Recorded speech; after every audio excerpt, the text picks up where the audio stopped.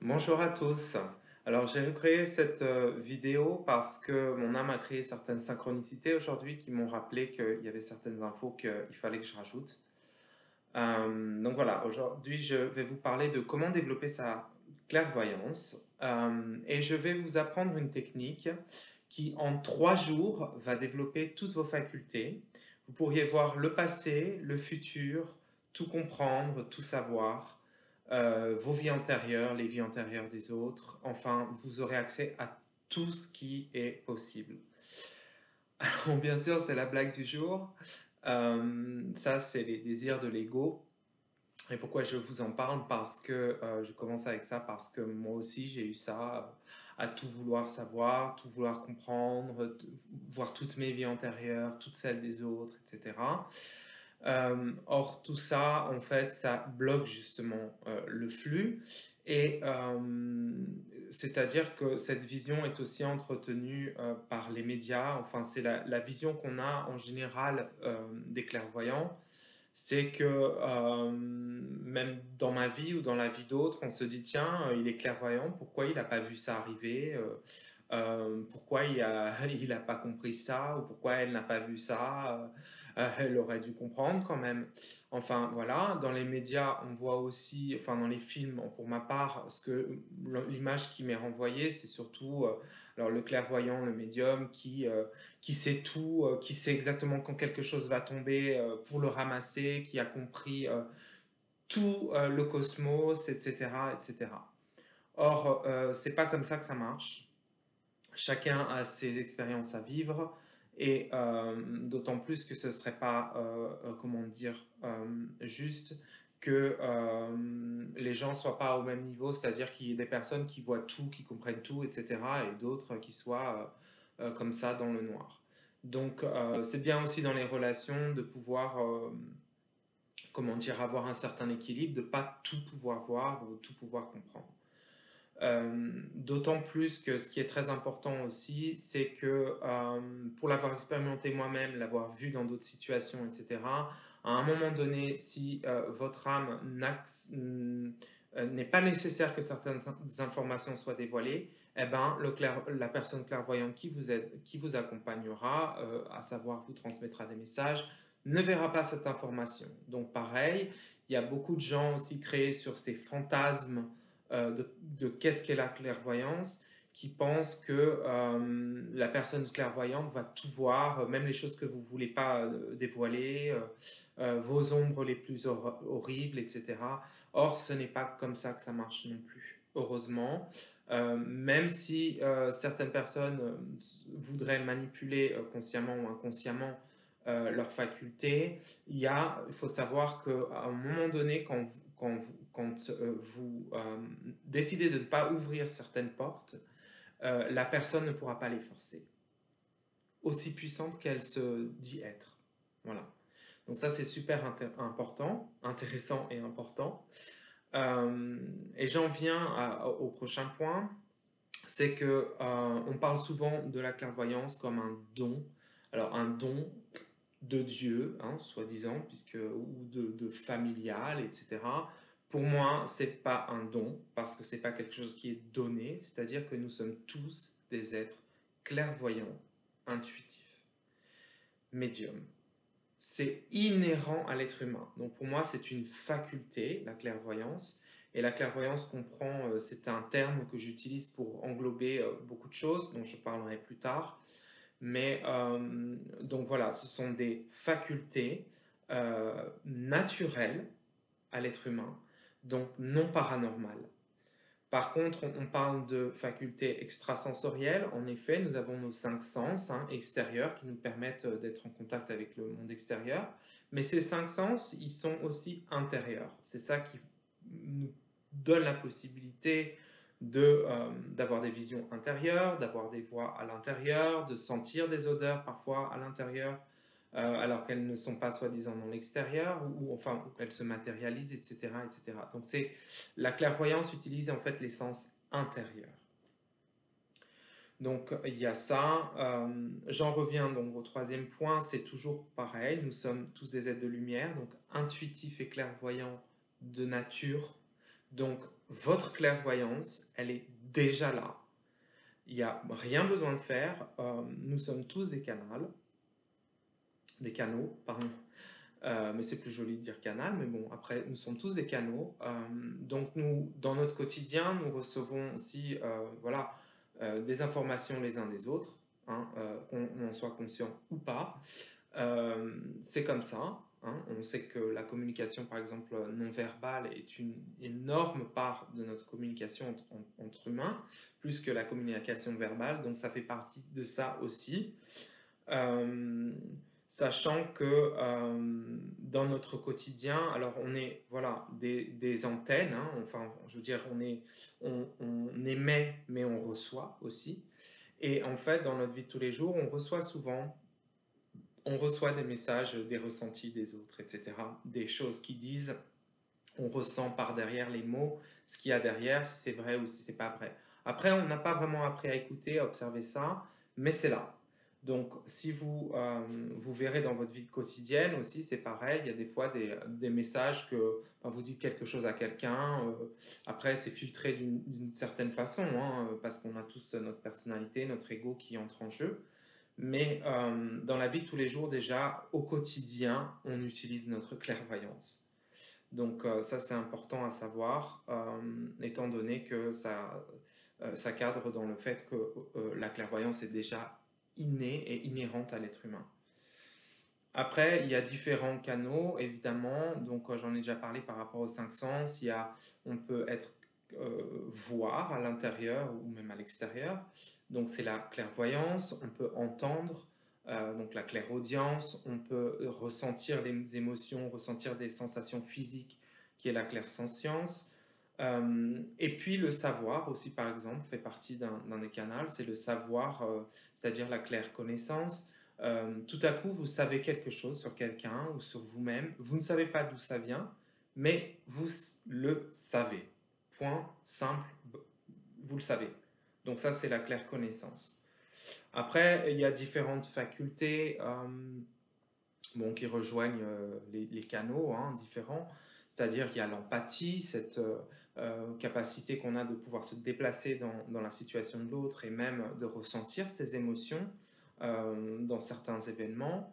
Il y a la claire donc voyance qui regroupe tout ça, la télépathie, le ressenti des lieux, le ressenti des groupes d'humains, les rêves dans lesquels on reçoit des messages, voir dans le futur, voir dans le passé, la médiumnité. Alors on fait apparemment une distinction entre communiquer avec les personnes qui sont passées dans l'au-delà.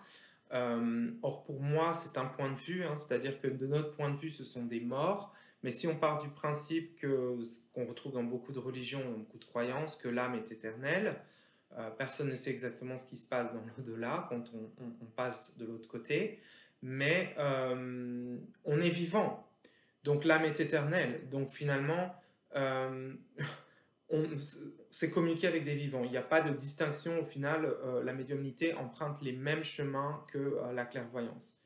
Moi, pour des soucis de terminologie, je prendrais la clairvoyance pour englober tout ça. Donc, quand je parle de clairvoyance, je parle de tout. La télépathie, autant que par exemple les soins à distance, etc. Il faut savoir qu'il n'y a pas de barrière ou de limite dans l'espace. C'est-à-dire, la télépathie, quand vous êtes à l'autre bout du monde, vous pouvez avoir des contacts télépathiques avec quelqu'un.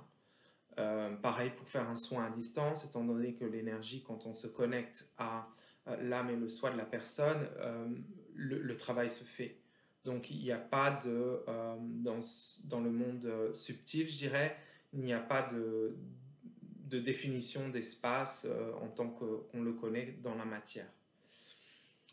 Alors, ce que je voudrais dire aussi, c'est par rapport à la vision dans le futur. Alors, il n'y a pas de jugement, évidemment. Il y a des gens qui sont très prônés sur le futur, le futur, le futur. La clairvoyance, pour eux, ce n'est que la vision du futur. Or, c'est une toute petite parcelle de la clairvoyance. Et puis, les visions du futur, il faut savoir que quand vous voyez quelque chose dans le futur, vous pouvez déjà, faut faire très attention parce que vous avez vos propres filtres qui, des fois, peuvent modifier l'information. Et puis, c'est-à-dire que c'est un scénario que la personne qui est présent dans son système que vous pouvez voir. Après, il y a peut-être d'autres scénarios que vous ne voyez pas. Donc les prédictions dans le futur, bon après chacun il fait comme il le sent, mais moi personnellement les prévisions dans le futur, je suis très vigilant avec ça. J'ai déjà eu des expériences et puis voilà quoi, il faut faire attention quand même à ce qu'on dit aux gens, surtout bon après quand l'information vient, elle vient, c'est sûr, mais y a des gens qui peuvent être très très fixés sur le futur. Or, la clairvoyance va bien au-delà de ça. Donc voilà, c'est ce que je voulais vous transmettre. Après, la question d'où viennent les messages. Alors, on part du principe, on retourne, que l'âme on a une âme, donc un corps physique, une âme et un soi.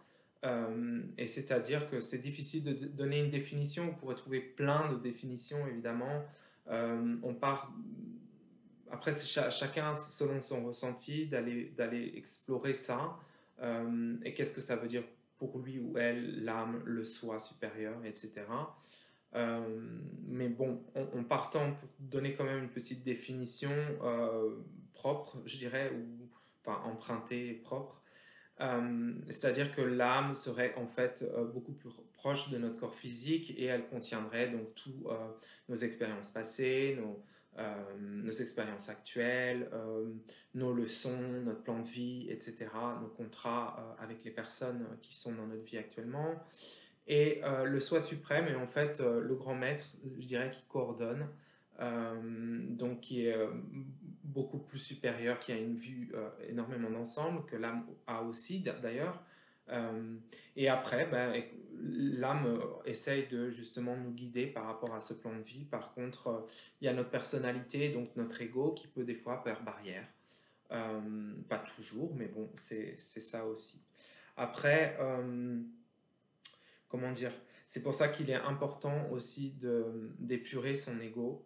Je reviendrai dans le point suivant, d'épurer son ego dans le sens où bah, d'être plus en alignement avec qui on est vraiment pour être en fait un canal beaucoup plus épuré et pouvoir transmettre des messages beaucoup plus facilement. Donc techniquement, on pourrait dire que voilà, quand on entre en contact avec quelqu'un, c'est en fait par notre âme et notre soi, on se connecte en fait au soi et à l'âme de l'autre, qui en fait détient certains messages et donc l'autre se parle à travers nous. En fait, c'est comme ça que, enfin pour moi en tout cas, c'est comme ça que je le ressens. Euh, En ce qui me concerne aussi, par exemple, voilà, quand j'ai contact avec l'âme de la personne, je le sens parce que c'est comme une poussée qui vient de l'intérieur. Et en fait, vraiment un message qui a besoin de sortir, ça pousse un peu, il y a cette notion de pousser. Euh, et donc l'autre veut se parler à travers moi, en fait. Mais ça nous... Bon, là, je décris ma situation, mais ça nous arrive tout le temps hein, dans notre quotidien. Après, chacun est à un niveau plus ou moins élevé, mais ça, c'est quelque chose, j'en ai déjà parlé dans les points précédents, c'est quelque chose qui est récurrent. Après, par rapport à mes guides, quand je suis en contact avec mes guides personnels, en fait, c'est plus comme une voix dans ma tête, à l'intérieur, une voix assez légère. Et il n'y a pas du tout de processus mental qui se met en route, c'est-à-dire que la discussion est très rapide, c'est-à-dire que quand je pose une question, j'ai une réponse qui est instantanée. En fait, c'est pas comme si un processus mental se mettait en marche par rapport à... C'est moi qui formulerai la question. Donc, pour moi, c'est ces ressentis-là. Et après, évidemment, d'où vient l'information? Mis à part tout ça, il y a toutes les hiérarchies dont on parle. Alors, les esprits animaux, nos guides personnels, notre âme, notre groupe d'âmes, euh, donc nos origines, je dirais, les maîtres ascensionnés, les anges, les archanges, les personnages historiques, voilà, des êtres élevés, etc. Alors après, c'est très difficile parce qu'en effet, quand on est en contact avec qui? Ça, c'est pareil, il n'y a pas une réponse instantanée, c'est-à-dire c'est à chacun de faire un peu l'expérience, et plus on aurait épuré notre ego, plus notre ressenti sera affiné, et pourra dire, voilà, à un moment donné, quand je reçois une information, je sens que cette information, c'est l'intention qu'il y a dedans n'est pas complètement pure. Donc, ça, c'est important. On veut toujours avoir des choses en sachant, oui, mais d'où vient et qui a dit et est-ce que c'est sûr que je ne suis pas manipulé. Bon, après, plus on part en donnant de l'attention à la manipulation, plus on lui accorde de l'importance aussi. Donc après, à un moment donné, il faut se fier à son ressenti et essayer justement d'explorer, voir comment on fonctionne. Ça, j'y reviendrai. Donc, ce qui est important, donc, c'est à savoir, j'en ai déjà parlé, ces facultés nous aident à vivre notre vie plus confortablement et éventuellement aider les autres, consciemment ou inconsciemment. C'est pour ça que chacun a son libre arbitre. Hein. Quand je parlais tout à l'heure d'épurer son ego, on est tout à fait capable d'utiliser nos facultés pour manipuler les autres, pour embellir notre ego, notre reconnaissance, mais aussi par exemple pour nuire. Donc c'est là où intervient en fait les choix de la personne en fait. Donc c'est quand même important de savoir aussi que les personnes qui ont une clairvoyance développée, qui ont des facultés très développées, ça ne veut pas forcément, c'est pas synonyme d'évolution spirituelle, c'est-à-dire quelqu'un qui est vraiment en alignement avec son cœur et son intérieur. Et dans l'amour et le respect de l'autre, hein, il peut y avoir des gens qui ont des facultés très développées, mais qui malgré tout veulent avoir énormément de reconnaissance, voilà, que leur ego grossisse, etc. Après, ça peut être conscient, inconscient. Et puis on a toute cette partie-là en nous. Hein. Donc de toute façon, c'est important de pouvoir détecter ça et de pouvoir remettre notre ego à sa place. Tout en essayant d'être le canal le plus pur possible pour transmettre les informations telles qu'elles arrivent, sans jugement. Alors, par rapport à ça, c'est très très important justement si je peux donner une base de comment développer en fait ces facultés, c'est déjà la base avant de développer, c'est déjà de s'observer.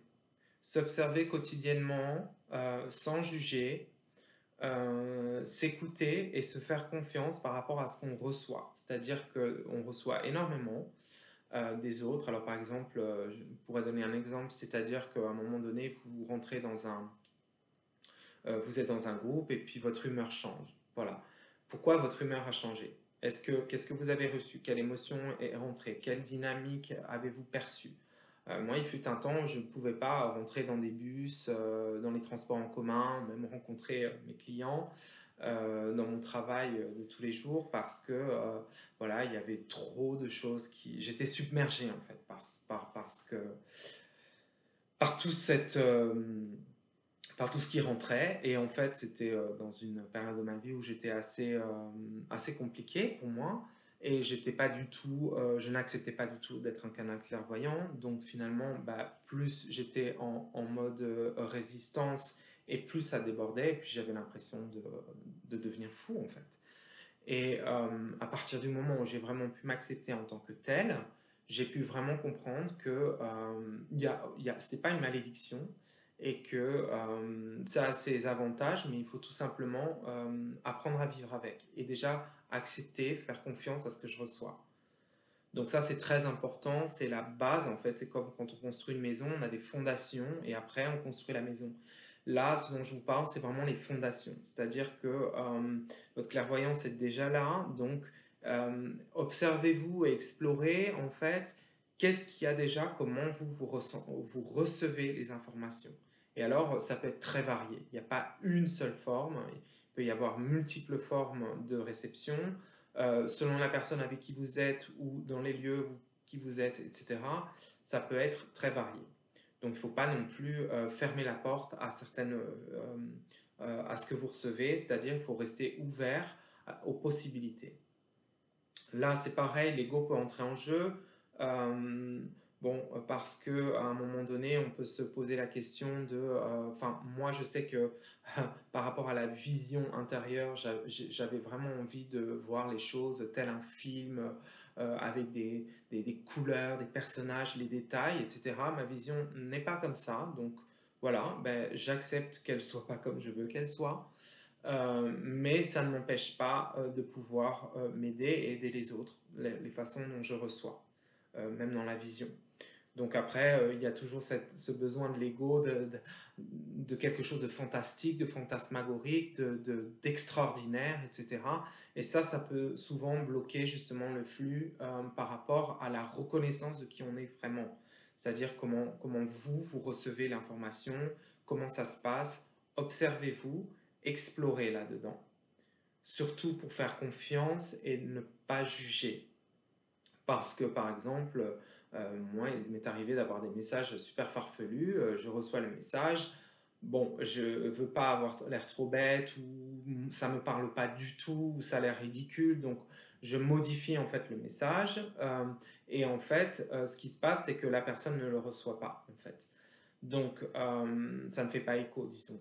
Par contre, quand j'ai commencé à lâcher prise de ça et pouvoir transmettre le message tel qu'il arrivait, bah, c'est là où j'ai compris que ça soit conscient ou inconscient, le système de la personne l'enregistre. Donc là, c'est très important de justement ne pas être dans ce jugement de quoi que ce soit. Euh, donc, continuez à vous observer aussi comment vous fonctionnez par rapport à ça, pas seulement comment vous réceptionnez les messages, mais comment ça fonctionne aussi chez vous. Pour donner un exemple, dans ma situation, par exemple, pendant des années, bon, j'avais des conversations avec ma famille, des amis, etc. Alors, pas des conversations extra-lucides, hein, des conversations banales sur leur vie, etc. Et puis, à certains moments, il y avait comme ça un truc qui montait en moi et j'avais besoin de leur dire certaines choses, etc. sur un ton, sur un certain ton. Alors, ça pouvait prendre une émotion avec une émotion particulière, que ça soit dans la colère ou la sévérité, par exemple. Et en fait, je me sentais très coupable après parce que je me disais, mince, pourquoi j'ai eu besoin de leur dire ça comme ça, etc. Et en fait, je me suis rendu compte que c'était ma façon en fait de recevoir les messages d'âme de leur part, qui est aussi avec l'émotion, par exemple dans la colère, quelqu'un qui pourrait opprimer sa colère, ou dans la sévérité parce que la personne a l'habitude de se parler ou d'être sévère avec elle-même, donc elle a besoin d'entendre ça avec sévérité, ou pour réveiller quelqu'un, justement, pour un peu, waouh, réveille-toi, quoi. Et donc, en fait, j'ai compris que j'avais pas besoin d'être coupable parce que ça ne m'appartenait pas. D'ailleurs, les informations qu'on reçoit ne nous appartiennent pas. C'est pour ça qu'il est important de les transmettre telles qu'elles arrivent et pas les retenir, à commencer à cogiter par rapport à ça, mais pourquoi et comment, et, etc. Ça n'a aucun sens puisque cette information ne nous appartient pas, elle vient de l'autre et nous, on est juste un canal à transmettre sur le moment. Et voilà. Et donc là, je me suis rendu compte que pour moi, ça fonctionnait comme ça. En fait, parfois, et maintenant, je le dis, voilà, quand j'ai transmis quelque chose, je dis, voilà, cette colère, c'était pas moi. Donc après, moi, ça me permet de lâcher prise, de ne pas retenir cette énergie, puis de ne pas me sentir coupable non plus. Et puis, ben, la personne de réceptionner son énergie à elle, dont elle a besoin. Donc après, le travail se fait, ça ne nous appartient plus. Donc voilà, en gros, je pense que j'ai été assez complet.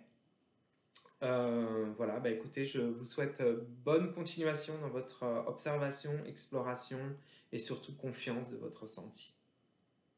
À bientôt!